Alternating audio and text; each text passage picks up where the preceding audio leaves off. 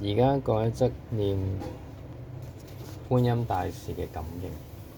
宋朝嘅時候喺建昌有一個小兵叫楊亮，楊係楊家將嘅楊，亮係閃亮嘅亮。得病，有一次嘅得病，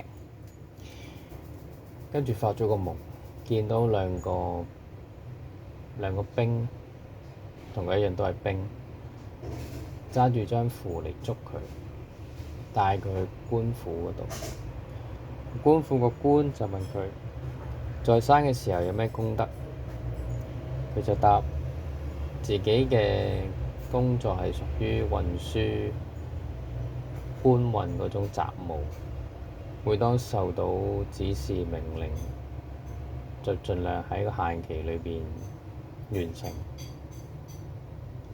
個官就話呢樣嘢唔計，仲有咩陰德？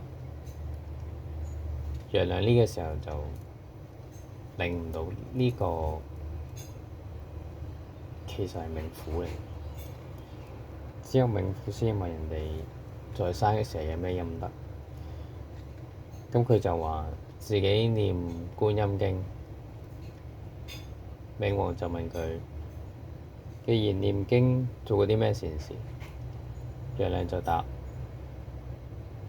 小人唔夠膽講做過啲咩善事，只係知道要守本分，冇害過人。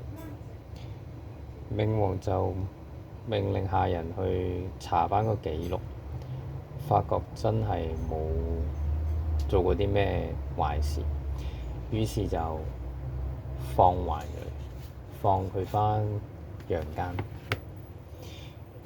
呢件事記載喺《善餘唐筆成》。